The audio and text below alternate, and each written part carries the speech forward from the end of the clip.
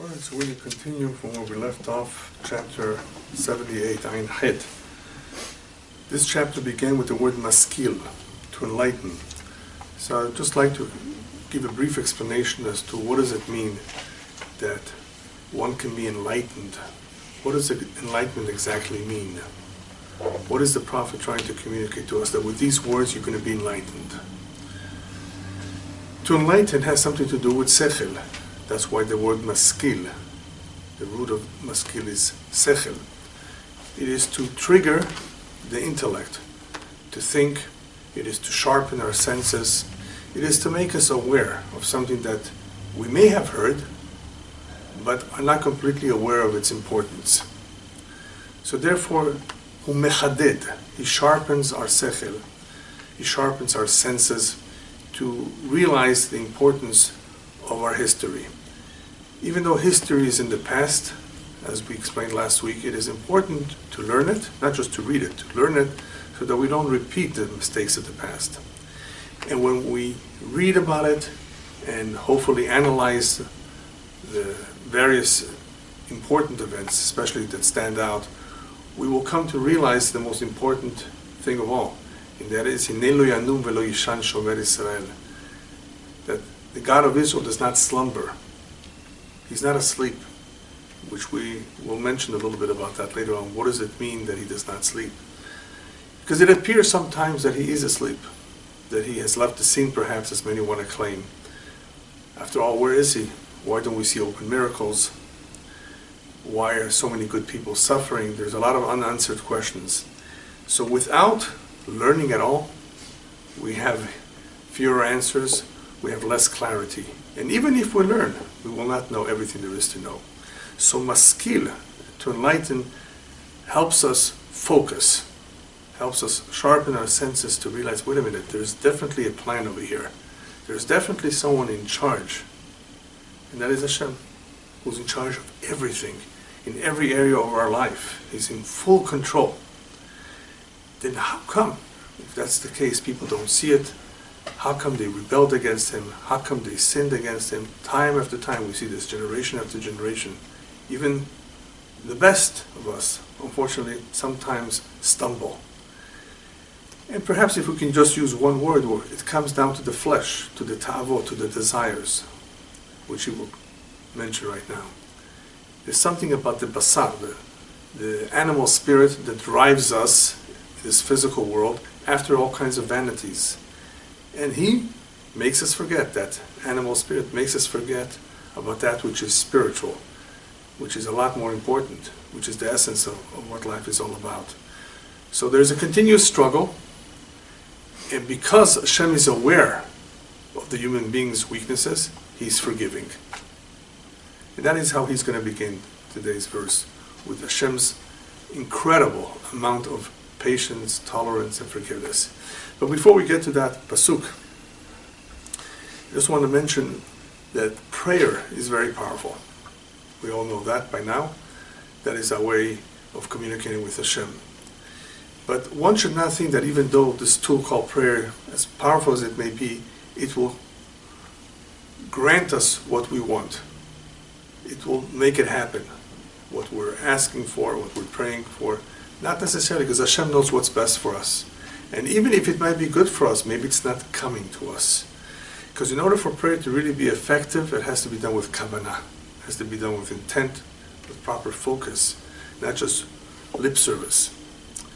But that's only true, or especially true, with the prayer of an individual. The prayer of a tzibur, if it is an entire congregation, if it is a group of people, has a lot more power.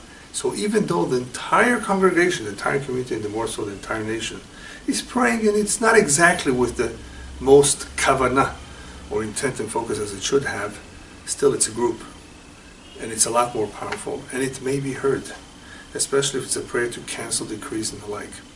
We're told nonetheless that even if you're on your own, and what you ask for is something spiritual, like, please accept my repentance, or please, make it happen that I come nearer to you. These types of prayers, because they're not seeking something material, they're spiritual. The nearness of Hashem, the closeness of Hashem, these will more likely be answered with time. As long as the effort is applied and as long as we're sincere, those kinds of prayers Hashem will listen even from an individual who's not exactly 100% sincere, but he would like it.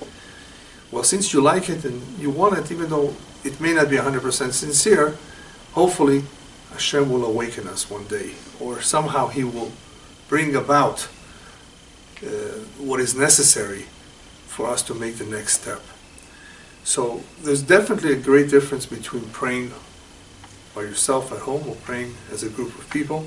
And that is, of course, what is necessary in order to achieve complete forgiveness, is that the entire nation or a good amount of people ask forgiveness from Hashem. So here we're going to be talking initially about forgiveness, how Hashem is forgiving. And even that forgiveness can be conditioned on how sincere is the individual or the group. If the individual is not as sincere, Hashem says, okay, you're not so sincere, you're not working hard enough, but perhaps I'll give you a chance. So forgiveness comes in various levels. There's different degrees of forgiveness. What does it mean Hashem forgives? Does He cancel the entire decree? Does He erase the sin? Does He overlook it? There's various levels of forgiveness. When it comes to, however, to a day of forgiveness like Yom Kippur, the Day of Atonement, it comes to a group of people praying together, asking Hashem to cancel the terrible decree. It makes a difference because it's a group. So that is why he's continuing on verse 38, Pasuk Lamed Chet, to tell us that despite the fact that Am Yisrael sinned time after time,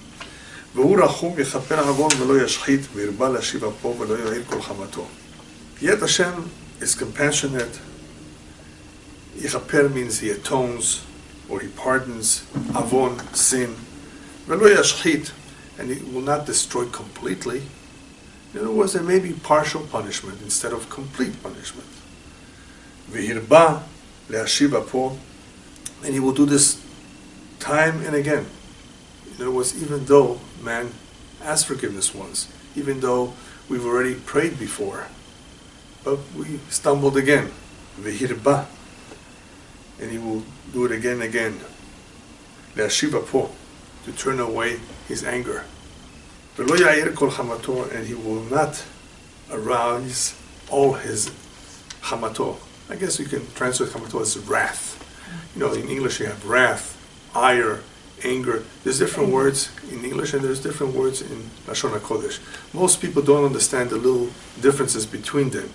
But in Lashon HaKodesh, in our language, in the Holy Tongue, it makes a big difference because we're talking about different levels of upsetness. Hashem is upset. He's angry. Not that Hashem is angry like we know what anger is, because Hashem is not a human to have those kinds of feelings and emotions.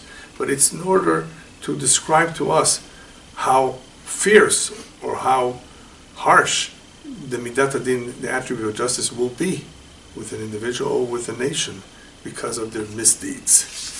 So here we're talking about doing teshuvah. And even though we may have repeated our mistakes, Hashem is compassionate, gives us a chance. If we pray, if we turn to Him, He will be forgiving. So even though all you have over here is lo yashchit, you have af, you have hamato, in reality there's also charon and ketzef. If you want to be more precise, there's other levels of anger, deeper anger, where things look terrible. And that is part of the Hester Panim. That is why sometimes it appears that Hashem has concealed His face, because He's so upset at us that He wants us to find Him in His state of concealment. Because when there's open miracles, it's a lot easier. When someone is out there fetching for answers to questions and says, Hashem, where are you? I don't understand what's going on. When Hashem conceals Himself, it's a lot more difficult.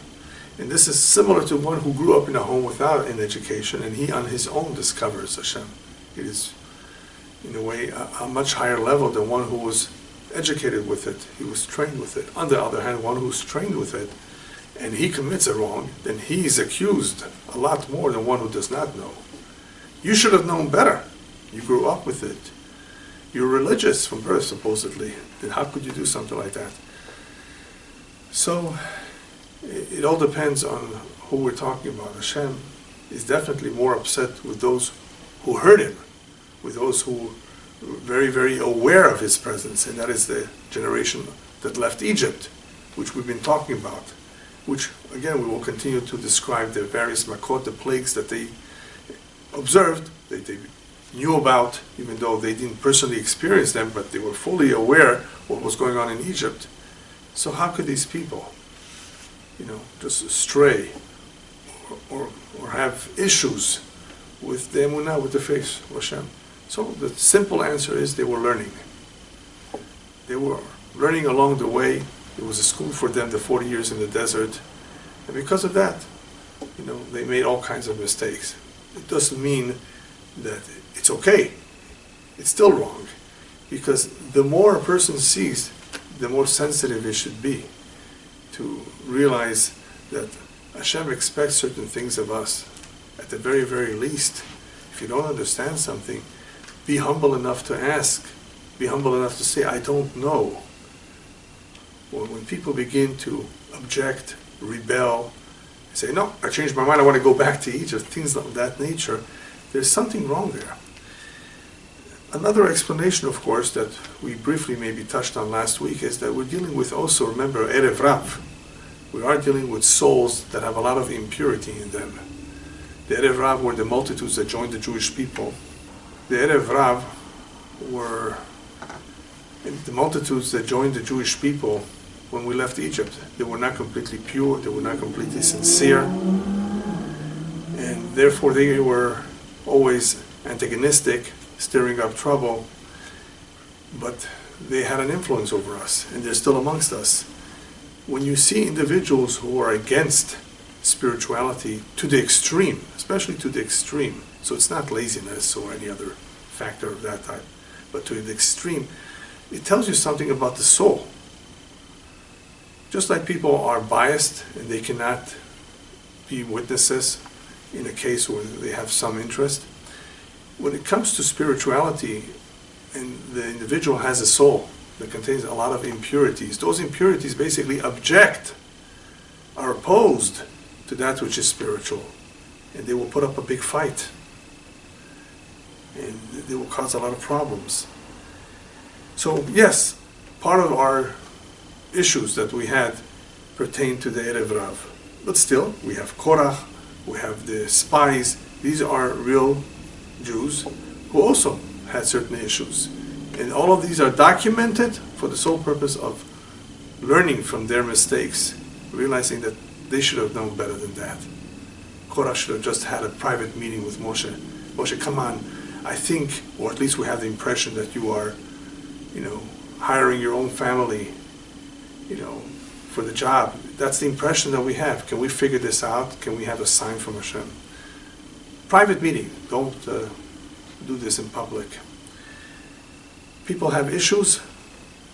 Make sure it's done privately so it doesn't get out of hand. Okay. So Hashem is forgiving. Hashem realizes that we're only made of flesh. And that is what Pasuk Lametet says, "Vayizkor ki basarhem ruach holech v'lo yashuv." Hashem realizes, he remembers that they are but flesh, a spirit that leaves and does not return. So but flesh, we understand what that means. A person has ta'avot, he has desires. But what is the spirit that leaves and does not return? So some say it's talking about the evil inclination, that sometime in the future we will not have that evil inclination anymore, the dead will rise. So this is a temporary situation where we are in some ways controlled, a little bit controlled by the evil inclination. And that is what is responsible for some of our actions. But we must remember that the spirit that leaves and does not return is also talking about the fact that life is temporary. The human being is frail, and in some ways death is good for him, because if he did make mistakes, it gives him a chance to cease to do the wrongs that he was doing, and hopefully rectify them in a future reincarnation if necessary. So this words, ruach holech v'lo yashuv, could mean several things. Either way, Hashem does not ascribe too much guilt to the individual as a result of him being made of flesh. Okay. According to the Zohar, it could also be that ruach holech v'lo yashuv, it's talking about teshuvah. Real teshuvah would involve humility, heartbroken. That spirit in him is heartbroken. He's regretful, remorseful. if that's the case, especially when we had a temple and there was a sacrifice too, the combination of being remorseful and with a sacrifice would destroy that ruach of tum'ah, that's an unclean spirit that comes about through sin. And that would go and never come back. So hopefully his teshuvah will be permanent. So that's on a more Kabbalistic level, a deeper understanding of what that ruach is. In order to achieve complete teshuvah, Hashem says, I'll give people a chance. Because it could be that one day this individual will hopefully return to me, but lo yashuv, and not go back to doing the wrong things. It's an interesting idea too. Next pasuk mem kama yamru bamidbar yatzivu b'shimon. He's going back now to the desert, to the time that our forefathers were somewhat rebellious. How often they provoked him or caused him to be upset. Sometimes it's hard to translate into English. What does yatzivu mean? Yatzivu means, I think, that to make him upset, to make him angry. B'shimon, in the desolate land. So here you have the word midbar and you have yishimon. So he's being poetic, but according to our tradition, there's a reason for everything. He's not just being redundant, not just trying to be poetic, but describing that the rebellion took place in the desert, took place in a desolate place. Why? Because it's trying to perhaps bring out the fact that, remember, Hashem took us out of Egypt, took us through the desert, and provided all our needs in that desert. So this is happening of all places in the desert. When we have nothing, if anything, we should be completely dependent on Him. Nevertheless, they rebelled against Him so many times. And again, again and again, they tested Him. Again and again, they tested Him, and they searched for a sign. Hitvu ze'ot, tav, a sign. They were looking for a sign, something that will give them greater clarity from the Holy One of Israel. In other words, it's all talking about the challenges, the tests that they went through, that one time, two times should have done it. But time after time, by Yeshuv it says, time after time, they tested Him. The only time the Torah says you're allowed to test Hashem is with Maaser. If you give 10%, you tithe your money, Hashem says, you can test me with that. You will see that I will bless you. You will never go poor. Your money will be preserved. You will be blessed. With this you can try me out. Other than that, we're not allowed to try Hashem, because we don't know why Hashem does certain things. We can't say, okay, Hashem, if you do this for me, fine, then I'll do this. You can't do that, because maybe Hashem has a reason why He doesn't want to do certain things for you. Not everything that we think is good may be good for us. It may not be good. So we can't test Hashem, we can't ask Him, we don't have a direct line why He does certain things, except, of course, with Maaser, the tithing that the Torah says, that's okay. So here we're having a situation where they, time after time, tested Hashem. How? By complaining, by not understanding simple instructions. Hashem wants you to accept the Torah, to do the mitzvot, to go on this journey to enter the land that is being promised to you, and it's a beautiful land. So any time that there is some sort of rebellion that has to do with unhappiness, complaints, politics, it is an interference with Hashem's plan. In other words, that means you're doubting Him. Deep in your mind, you're not happy with what's going on. So even though you know what's supposed to happen, but that doubt in your mind shouldn't be there. You should be happy. You should realize that this is for your benefit, and this is for your good. You've been told that. This is God telling you this. This is not a human being who can promise and not keep His promise. This is a God that keeps His promise. So that's why it's all these tests that Hashem is very upset at. Why do you need to test me so many times? Lo zachru et yado yom shepada minitzar. Don't they remember my hand, that I redeemed them from their oppressor? Just that alone. You couldn't have done this on your own. How did it happen? Oh, I sneaked out. You sneaked out on your own, really. Nobody did. From Egypt? No, Hashem did it. He split the Red Sea. Just go back a little bit in time. Don't you remember what He did for you? So it makes it very difficult to understand how people could be on such a level where they saw open miracles, and rebel against Hashem. So remember, we explained last week a very important point, that the greater the person is, the greater his challenges are. The more powerful his evil inclination will be. He, of course, will be tested in ways that we may not be ever tested. Just like during the period of history where we have idol worshipping. That was a big, big evil inclination that we can't fathom today. Avodah Zarah, people actually worshipped idols that have no life to them. How could they do that? Because we don't understand what was drawing them to it. The best way to understand that particular evil inclination is just to think for a moment about the evil inclination that people have about money. Somehow they're drawn to it. They're willing to do all kinds of terrible things, illegal things, just to get their hands on money, especially if it's lots of money. What's drawing them to money? Why is money so powerful? Money has always been an idol, a very powerful evil inclination. And in order for us to just have a little bit of an idea of what the evil inclination of idol worshipping was, I use that as an example because here you have a magnet, a powerful magnet that's drawing people to become corrupt just so they can have more money. How much do you need?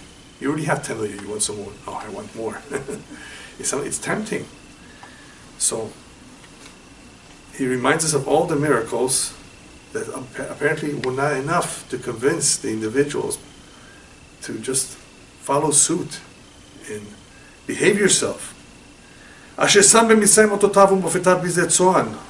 you remember all the miracles that Hashem put? His signs and miracles and wonders that he put in Egypt and in the field of Tzoan. Field of Tzoan is also that area, that region. What's the difference between Ot and Mofet? See, if you're looking at an English translation over here, you will probably see the words signs and wonders. Well, the word wonder is very easy. It means anything that is above the laws of nature. It's something miraculous. So that describes a Mofet, and there were many, many wonders in Egypt. So what's an Ot? An Ot is a sign. It was also a miracle. It was also a wonder. But an Ot usually describes something that was used as a sign. When you see this, it means that. So it's being predicted before. It's being used as a sign to rely on, to prove something. There could be, of course, other differences. There are different levels in miracles. Some are more wondrous than another. But I thought of something very interesting. If you look at the Hebrew, the word Ot consists of the letters Aleph and Taf. Right? And what does Aleph Taf tell you? Aleph is the first letter, Taf is the last letter. So Hashem is saying, I was here from the very beginning, I will be here until the very end. Nobody can compare. You know, what Hashem has been around all the time. Ot is reminding us of Hashem's presence at all times. He will always be around. But besides that, the word Ot contains two letters of the three of the seal of Hashem. The seal of Hashem is Emet, truth. So Aleph Taf contains the two. Where is the Mem of Emet? It's in the word Mofet.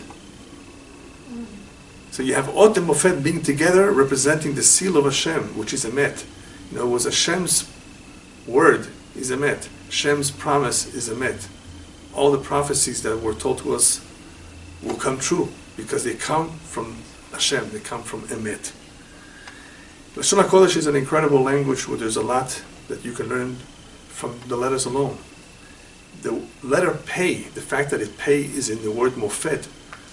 What's Pei? Pei is a mouth. Pei shows amazement, something wondrous. Pele. That's why Pele begins with a P. Not Pele, the soccer player. Pele in Hebrew, the wonder. It's amazing because it's the mouth being open. That's the Pei. So you have the letter Pei in Mofet, which is interesting. And Mem happens to also be the middle letter of the alphabet. So you have the beginning Aleph, you have the end Taf, and you have the Mem of Mofet, which is the middle letter. So you have Hashem being everywhere, Hashem being present at all times in all generations, performing all these incredible miracles that cannot be explained away by the laws of nature. So this is what Hashem did.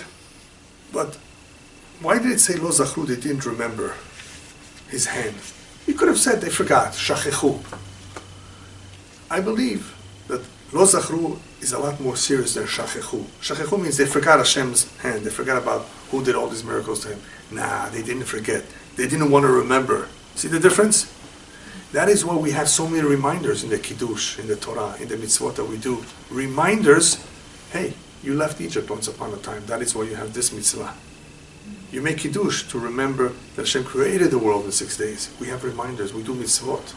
We have those reminders in the Tehilim that we wear. We have the reminders in the mezuzah that we put by the door. Continuous reminders, because we need to remember. So it didn't say they forgot. People can forget. No. Lo zachru, they didn't want to remember. Come on. You need to remind yourself. Otherwise, what you have today is people saying, oh, the Holocaust never occurred.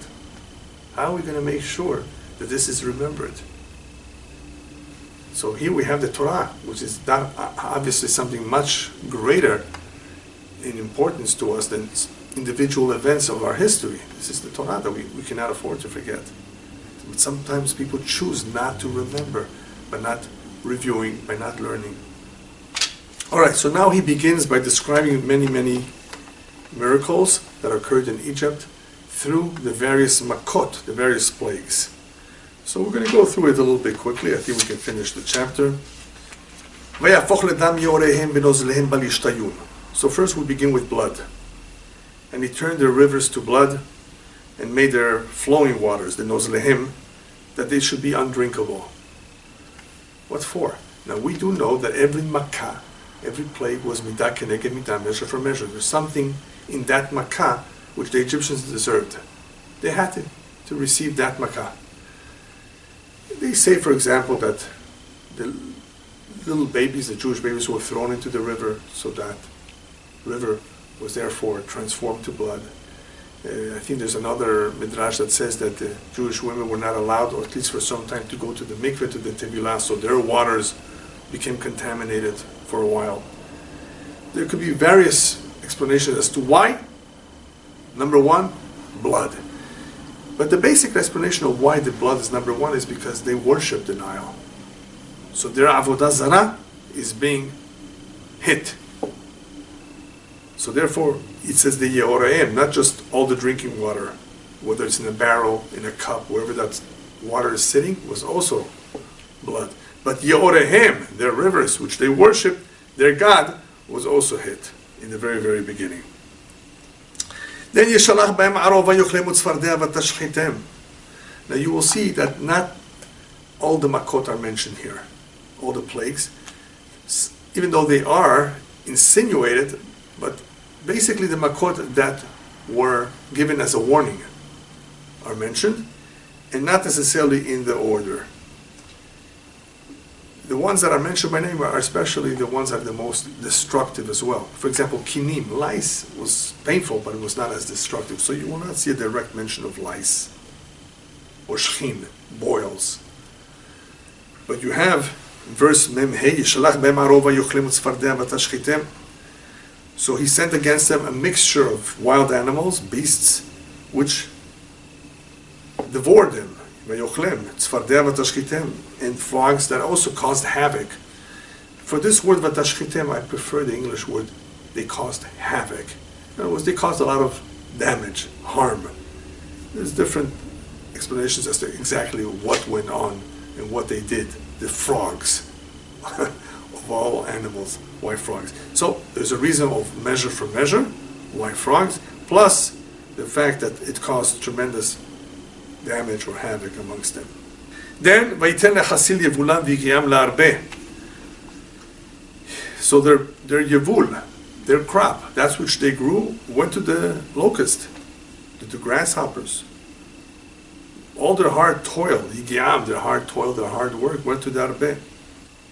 So even though the two, chasil and arbeh, are pretty much the same, there's a reason perhaps why he's choosing to say that their crop went to the grasshoppers and their toil to their locusts. One is more damaging, one comes in very, very large amounts. For example, we have a tradition, the Kabbalah speaks about it, that Hashem initially, when he wants to send a warning to an individual that is doing the wrong thing, he first hits him in his pocketbook. Money. Doesn't get the lesson, doesn't understand, then he goes after him physically. It becomes more painful. Hashem does not go after the physical body first. Many, many times, it's financial expenses that he has to deal with until he gets to understand what's going on, and he hopefully does teshuvah. So perhaps here you have chasil, you have arbe, you have various examples of where Hashem brings on something low-key, little by little. They don't get the lesson, tsunami, right, or bigger troubles. So how is this affecting the Egyptians? It's not only, remember, this is affecting the Jew and the Egyptian alike. The Jew is becoming impressed, and hopefully the non-Jew, the Egyptian, should detach himself now from his paganism. He should realize that there's one God who is in charge of everything, not many gods. So the makot are detaching, are intended also, designed to detach the non-Jew here, the Egyptian, from that impurity where he's so immersed in.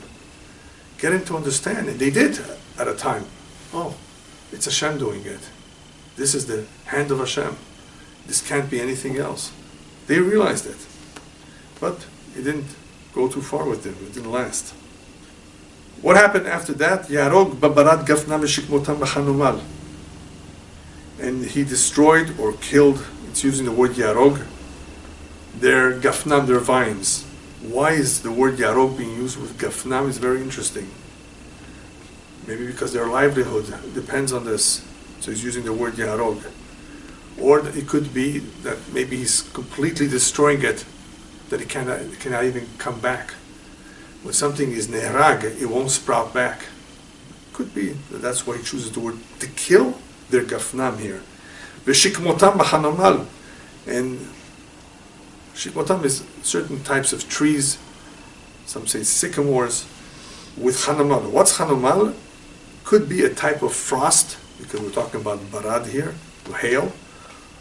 Or it could be with something similar that is very, very cold and very, very destructive of what is growing in Egypt, whatever it may be. So that is what came next. Then, Vayazger labarad be'iram u'miknehem reshafim. Vayazger labarad be'iram, he delivered their animals to the hail. If they were exposed to the hail. U'miknehem reshafim, and their livestock to reshafim. Reshafim is fiery bolts, because the barad, according to the Midrash, contained fire in it. So, even though they had a chance, they were warned. Don't keep them outside. Whoever didn't listen, their animals, their cattle got exposed. So here too, you see, the Egyptians also had chances to, listen and to be careful. Some of them ignored the warnings. Yishalach bam haron apo evra bazam v'tzara mishlacha malachi ra'im. Here you have a good example of all the types of or levels of anger. In verse Mem Tet 49, he sent against him his fierce anger, Haron Apo, his fury, his rage, B'tzara, affliction, Mishlachat Malachi Ra'im. That's a very interesting way of putting it. An entire delegation, Mishlachat, an entire delegation of these kinds of messengers of evil. Hashem has messengers. So this is an interesting idea that is being expressed over here, and it says as elsewhere. The Kabbalah talks about it more in detail. That Hashem has shlichim, he has many messengers to carry out his will. Something needs to be done, something needs to happen. Hashem can send an angel, can send a demon, can send an animal, can send a creature. Hashem can send all kinds of shlichim to accomplish something. So here, to bring about the punishment on the Egyptians, he's sending all kinds of Mishlach Malachi Ra'im, which some say includes the last Makot as well. It includes darkness, it includes the killing of the firstborn, even though he's going to talk about that soon. And perhaps it includes all the ones that were not mentioned here. Mishlach Malachi Ra'im, Hashem can send a delegation of all kinds of ailments. And there are many, many hundreds of ailments, the rabbis tell us. All kinds of bacteria and all kinds of viruses and all kinds of sicknesses that we should never know of. Some of them are incurable. So these are Mishlach HaMalach Ra'im. You know, there are some snakes that if you don't get treatment within a few minutes, that's it. That's it, a few minutes. You don't have that much time. Some things are very poisonous. Mishlach HaMalach Ra'im. They're all part of this delegation that Hashem has, that we should never know of it. Yefales nativ le'apo, lo chasach mimavet nafsham ve'chayatam ladever yizgir. This is a very important verse, verse Nun. He leveled a path for his anger, and he did not spare their soul from death. Lo chasach, he didn't spare them. He delivered the animals to dever. Dever is pestilence, the plague. So interesting that he's telling it to us in such a way, Yefales nativ. If you have the Tehilim, you may be able to understand it a little bit better. Nativ means a path. So to level or to direct a certain path for his anger means that his anger is in a straight line. What does that mean? Hashem knows exactly to which address to send that delegation that he just mentioned. Even though there's a lot of people, you might think innocent people might get hurt. No. Yefales nativ le'apo. His anger is channeled, is directed in a straight path. Not crooked. It doesn't make mistakes. There's a nativ to his anger. When you say a path to anger, it also means that Hashem does not just throw out anger in loads. No. Slowly. Commensurate. There's a nativ. It is under control. It's managed. That's what it means. So we're talking about apo. Hashem's angry, but there's yefales nativ. There's a path. It is managed, as they say in English, micromanaged, and macro-managed. Everything is managed by Hashem. Lo chasach mimavet nafsham. He did not spare their soul from death. In other words, whoever it was coming to could not run away. The Midrash says there were some Egyptians that hid in the Jewish home. The angel of death or the plague will not come to that home. No, it reached them there. It got them there too. So no one was spared if they needed to die. And their animals as well. The Devaris, they went, or they were killed by pestilence. So this peles is a very important concept. That the fact that Hashem differentiated between the Egyptian and the non-Egyptian. And now we're going to see he differentiated between the firstborn and those who are not firstborn. Only Hashem knows that. No angel knows that, the rabbis tell us. Rak Hashem yodeh lafchin ben tipa letipa. Only Hashem can distinguish between this drop and that drop. Who is the firstborn? Vayach kol bechol b'Mitzrayim reshit onim b'aolecham. So he struck every firstborn in Egypt, the first fruit, reshit onim. First fruit is also like a firstborn, in the tents of Ham, because that's where the Egyptians come from. So why is he distinguishing between Bechor and Reshit Onim? Because it makes no difference in this case, in Makat Bechorot, in the plague of the firstborn, whether it was the firstborn to the father or the firstborn to the mother. Sometimes there's a difference. Even the firstborn of the animals were struck. So only Hashem knows who it is. Because imagine, it could be a man who has a firstborn from several wives. Several women. That's how it was in Egypt. For the women, it may not have been their firstborn, but for the man it was, because he had several women. So, Kol Bechor, whoever was in any way Bechor, was hit. Who can do something like this? Only Hashem. Vayisak atzon amo vaynahagem ka'eder bamidbar. So now, we're out of Egypt. We're back into the desert. And he's describing the same Hashem that gave Makot over the Egyptians. Look at all the compassion that he had. Look at the other side of him. Because initially, perhaps many Jews thought, well, this Hashem, all he does is punish. No. What happened later on was Vayasa. He drove them. He drove his nation like sheep. Vaynahagem ka'eder bamidbar. He guided them like a flock in the desert. He drove them, he guided them, he took care of them, he showed them the way. They would never have been able to do it on their own. And why like sheep? Sheep is mentioned many times. Because the sheep need a shepherd. They need a guide. They cannot do it on their own. So Hashem has compassion for us and leads us like a shepherd leads his sheep with a lot of care and devotion in the midbar, in the desert. Next, Vayenchem lavetach velo pachadu, verse 53. He led them in security, lavetach in security, and they were not afraid, they did not fear. V'toivehem kisa yam, and the sea covered their enemies. This is adding an additional detail over here. When they left, they didn't hide, they didn't sneak out. They went out, it says in the pasuk, b'yad ramah, in the open. They weren't afraid. That's what he's saying over here. They went out in security.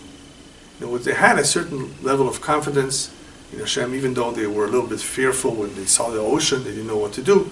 But in general, they left with that security and they were not fearful. But wait a minute, didn't they cry out when the Egyptians came after them? At that point, they're not sure yet what to do. They see the waters before them. So there are points in time where they're unsure. But in general, they go along with this idea. There were some that were left behind. They didn't want to go out. And they died in the plague of darkness, according to the Midrash. So here, in general, we're seeing that Hashem did it in such a way that lo pachadu, they weren't fearful, but especially, when were they not fearful? V'toivehem kisaya, once they saw their enemies, their pursuers, drown. Oh, once they're drowned, they're not coming after us again. See? So initially, they're fearful because they see the water, they see the Egyptians. After they see that the Egyptians are covered with water, the ocean waters, then they're no longer fearful. So they went out publicly. They went out in the open. They were not fearful. Hashem did it in such a way that they should realize that there's no going back. And in the end, what was the goal? So now, he's skipping several generations, this prophet, because he's talking about a whole time frame that spans from the exile, spans from the exodus of Egypt up until the building of the Bet HaMikdash. So he's switching now to entering the land, which is the goal of bringing them out of Egypt. He brings them El Gevul Kodsho. He led them, or he brought them to the boundary of his holy place. Har Ze Kantay Mino is to the mountain which his right hand had acquired. So what is this? That's the description of the Bet HaMikdash. That's the description of Yerushalayim, the Har, the mountain, which is what he promised. He's bringing them to the land, and eventually he's building the Bet HaMikdash. Remember, the Bet HaMikdash, the temple, is not built during the time of David HaMelech. David HaMelech is maybe he's just preparing the plans. He's fully aware that it's going to be built soon by his son. So this is the goal. The goal is for the Shekhinah, for the divine presence, to be with them at all times. And that is why we have a dwelling place, a sanctuary. During a certain time, we had a Mishkan, the tabernacle, which is a temporary place. But this is the permanent place. So that is Gevul Kodsho, the boundary of his holy place. And why is that so significant? Because that is where the Shekhinah has always been. The rabbis tell us the Shekhinah, even after the Bet HaMikdash was destroyed, Lo zaza mikot el maravi, it did not move away from the western wall. It's still there. There's a presence of the Shekhinah in that spot. So that is the goal. The goal of this journey is to reach Eretz Yisrael, that land, and to build the Bet HaMikdash. Just to reach the land without having a Bet HaMikdash, it doesn't amount to too much. It is to have that Bet HaMikdash, to obviously observe the Torah Mitzvot in Eretz Yisrael. But that did not come easy. You think they just came in and built a Bet HaMikdash? It took several hundred years for them to build it. In the meantime, they have trouble. They didn't have an easy time. Even to conquer the land and to inherit it as we were promised wasn't easy. What did Hashem have to do? Verse Nun Hey. Before we go to verse Nun Hey, I was thinking myself, I haven't seen any commentary say it, that perhaps Har Ze Kantayim, this mountain that Hashem acquired, perhaps is also insinuating to Matan Torah, to the giving of the Torah in Har Sinai. Because he's talking about Yemino, his right hand, that gave the Torah. But I haven't seen anybody say it. Literally, it's talking about the temple. So in order to conquer the land, what do we need to do? We need to fight the nations. So Hashem helped us too. We didn't do it on our own. ויגרש מפניהם גויים ויפילם בחבל נחלה וישכם בעולהם שבטי ישראל. He drove out the nations before them. And he basically distributed or allotted to them an inheritance that's measured with a hevel, with a cord. That's the literal translation. וישכם בעולהם שבטי ישראל. And he settled the tribes of Israel in their tents. So in other words, we took over. Who did this? Who decided on this? Hashem. We didn't do this on our own. He promised us that he's going to give us this land. He therefore made it happen. We had to fight the wars. We didn't get it on a silver platter, which is a lesson in itself. A lot of good things are not given on a silver platter. You have to work hard for it. Appreciate it, therefore. This is special because you had to fight for it. So there's a reason why we're going to fight for it. Otherwise, why not just give it to us? You promised you're going to give us this land. No, I want you to fight. I want you to drive these nations out because they're going to be thorns in your eyes if not. They're never going to want to convert. They're never going to want to follow monotheistic faith. They like their idolatry. They're going to remain pagan and they're going to give you a hard time. So Hashem has reasons of why He wants us to fight. Part of the reason is to not tolerate that type of culture, which included human sacrifice, by the way, too. Some of them. So get them out. Unless they completely settle down, make peace, and convert, that's something else. Converting meaning even accepting the set and no card lies, not necessarily being Jewish. So Hashem made you fight them, in a sense, to inherit the land, but you were triumphant, you succeeded. Is that it? No. We had problems, we had troubles, we had battles, we had wars continuously over the time, during whose era? The Shoftim. So that's what comes next. He describes to us the era of the judges. They still tested, defied. They defied, they rebelled against God, the Most High. Did not keep His testimonies. His testimonies, His mitzvot. So what do we see here? We're seeing a people that finally, they settled down, they conquered the land, they saw miracles. They were led by Yeshua, a great leader. They had great leaders. No, Vaisogu. Now it's telling us a little bit of what happened. Vaisogu is a very powerful word. It tells us they regressed. Instead of advancing, progressing towards the goal of building a temple, they regressed. Regressed spiritually. How do you regress?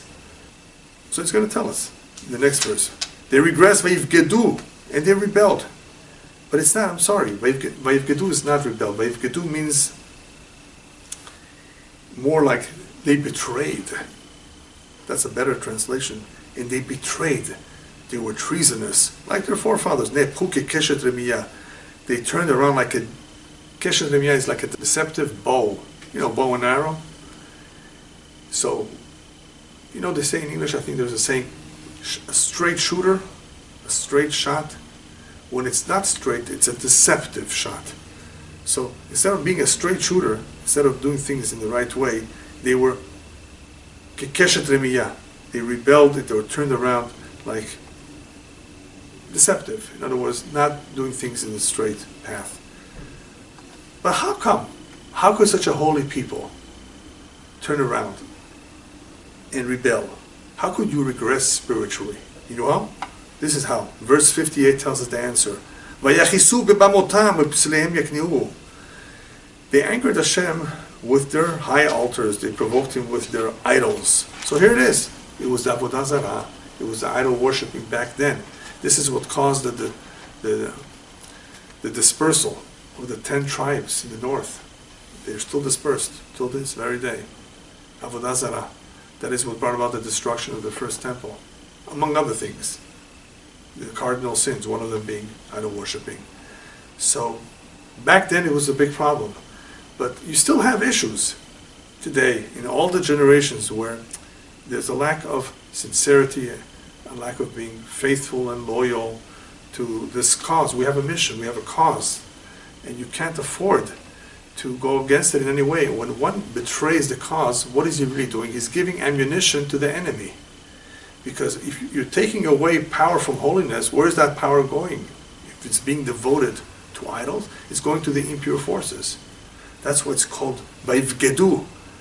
It's more than rebelled. They betrayed their mission. That's what intermarriage is all about too. To betray a mission. You can't fulfill your mission this way. You're giving strength or power to the other side. Instead of strengthening, fortifying your cause, you're going against it. It's a lack of understanding of why people are doing things. I can't blame them, they don't understand. But that's what regression means too. They regress from time to time because at some point they were okay, then they regress because they fell. Evil inclination was very, very busy. And you think today is not? Look at the internet. How many people are being addicted to the filth of the internet? Not just the internet, to the filth of the internet because it's free. And because it's addictive. So they angered Hashem. And what does Hashem do? As a result, Shama Elohim vayit'abar vayimas meod b'Yisrael. So God heard and was enraged. He was disgusted with Israel. Vayimas. It's a very powerful word. You don't see this too often. You see it perhaps in Eicha, where Yirmiyahu describes what Hashem felt towards us at the end of the First Temple era. To be disgusted. Now what does Hashem do? To give us an idea of how wrong we are and how distant we are and how He's disgusted. What does Hashem do? How does He communicate to us? No rain? Worse than that. Vayitosh mishkan Shiloh oil shiken ba'adam. He abandoned the tabernacle of Shiloh. It was destroyed. And worse than that, and it's something which I always had a hard time understanding. Vayiten shevi uzo v'tifarto b'yatza. And he put his might into captivity, his glory, v'tifarto, in the hands of the oppressor. The Aron, the ark, with the tablets, was taken by the Pelishtim, the Philistines, for a little bit of time. How could Hashem allow this to happen? It was taken by the oppressor, by the enemy. You allowed them to take the most holy, the most beautiful, your glory, your might into captivity. And you allowed the Mishkan to be destroyed, the tent of Shiken Ba'adam, where you dwelled amongst men. How could you do this? So, it says, they don't want to be with me. Why should I be with them? Why should I dwell with them? So that explains the destruction of the temple, where Hashem wants to dwell, but they don't respect it. But the tablets, the ark, it appears like it was a terrible thing. It went into the hands of somebody who would be disrespectful. No, on the contrary, they were respectful of it. And that's the most amazing thing of all. Here you're wondering, why did Hashem allow it to fall into the hands of the oppressor, of the enemy? His Aron, his Uzo, his Tifarto, his might, his glory. I'm going to show you that they'll respect it more than you do. It's terrible, it's painful to hear these things. They did. They were careful with it. They were like wondering, oh, how did this happen that we were given a chance to watch over it? Then they returned it later on. For us to learn, look, these guys, you're oppressor. They're going to respect it more than you did. This is very embarrassing. So in order for us to learn the lesson, in order for us to see a little bit of what's going on, of how Hashem is upset with us, He did certain things that are puzzling, but they have a lesson to be learned. And in the meantime, throughout the history of that era, He delivered his nation to the sword, and he was enraged. Abar means he was enraged, he was upset at his nachlato, at his inheritance, at his land. In other words, that land, that area, suffered a lot by the sword, suffered a lot by war. Whether it was internal battles, whether it was a neighboring nation, whether it was a nation going through that land. Trouble, all the time trouble with war. And this is what we still have a little bit today. Exact same idea. And we don't understand what's going on. What can we do for them? There's nothing you can do to them. You have to do it to Him. You have to behave yourself. And this will stop. That's all. Very simple. Learn from history. That's exactly what happened then. And then it was Pelishtim, and today it's Palestinians. Isn't that interesting? It's not a coincidence. And it's not just Pelishtim, it's neighbors as well. Continuous trouble for the similar reasons. Bachurav achila eshu betulatav lo hulalo. Fire consumed his young men, his maidens had no marriage song. They were not praised. Maidens were not praised. Yeah, if you have the best young men dying, then there's no one for the girls to marry. No one for them to be, no one can praise them. No one can sing to them. No one can make them feel good. There are no men. Same thing with their priests. The priests also fell by the sword. Their widows did not weep. What does that mean? The leaders, the priests are the leaders. They're at fault too. It all begins with the leaders. So they had no time to weep. There's no chance for them also to remarry perhaps. Some want to say, by the way, that Bachura Vachla Esh, the young men being consumed by fire, could also be referring to singles who are being too picky. And because they're being too picky, the girls are not getting married. And because of that, Achla Esh, they're punished for it. That's a remez. It's not the literal meaning over here, but it could also be referring to that, because one of the reasons Nadab and Abihu were consumed by fire was because they didn't want to get married. So some say that this is also insinuated over here. Be careful not to be picky. And it all starts with the Kohanim. It all starts with leadership. Leadership is accountable. Leadership is responsible for what happens if they don't do something about it. That is why they fell as well. Okay. Vayikatz ki Hashem Adonai ki gibor mitrunem bayayin. There's two explanations for this pasuk, important pasuk, Samachay 65. Hashem woke up like one who had been asleep, like a warrior shouting from wine after he's become sober.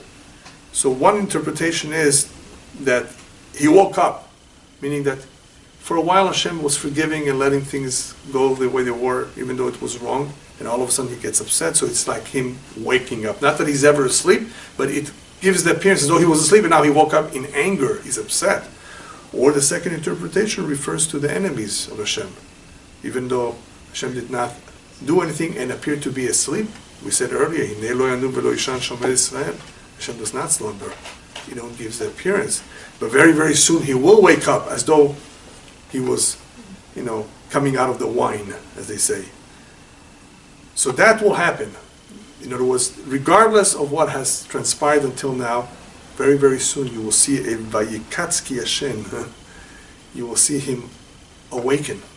You will see something happening all over the world where it will be very, very powerful. No one will doubt what this is. And at that point, he beat his enemies into retreat, and he dealt them with Cherpat Olam, eternal disgrace Natan Lamo. This is referring to the Egyptians, to Haman Rasha, to Haman, who was also an enemy and an oppressor. All these enemies were beaten back, and eventually will be dealt with eternal disgrace. It was forever. They will never be coming back. No more oppressors. They will be shamed. So even though it has perhaps not happened all the time, it does happen occasionally when we see that Vayach Tzara B'chor, that he makes them retreat. At the last moment, he fires them, or they die. But eventually, it's going to be Cherpat Olam, it's going to be for eternity. They will be embarrassed forever. They will realize that they were wrong all along. We don't see it, but that will come. That we will see that all those who caused us trouble, who oppressed us, will be the Cherpat Olam, in disgrace forever. Vaymas be'oel Yosef b'shevet Ephraim lo bachar, and even though the Mishkan was in Shiloh for a while, and that is the area of Yosef, Ephraim, but then Hashem was not happy with them, so he says he was disgusted with the tent of Yosef and did not choose the tribe of Ephraim. Who did he choose to be king? Malchut Yehuda, the reign of Yehuda, the reign of David, will be forever. So Vayivchar et Shevet Yehuda et Har Tzion asher ahev. He chose the tribe of Yehuda, Mount Zion, which he loves. Which he loves means that he chose it all along. This was going to be his favorite spot. This was going to be the one where the Bet HaMikdash will be built. And therefore, after it was chosen, Vayiven kemorami mikdasho keretz yisada le'olam, and he built his sanctuary permanent, like the heavens, kimuramim. So the Kabbalah teaches that the temple down here basically is a reflection of the temple above. Whatever there is upstairs, there is down here below. It's a reflection. And it's ke'eretz yisada le'olam. It is established forever. Of course, we're hoping that will happen with the third temple, that these will be established forever. But in the meantime, what he's saying is that is the location where it will always be. And he chose David to be the king. What does that tell you? Kings are chosen by Hashem. Nobody would have thought of David being the king, because he had to take him in Michleot Son. He had to take him from the corrals of sheep. He was a shepherd, simple individual. Hashem says, this is the one. He's a shepherd, as many leaders were. He's compassionate. He will take care of his flock. He will take care of his people. He will be the king, and it will be his descendants who will be the king, and Mashiach, of course, will be his descendant as well. Why him?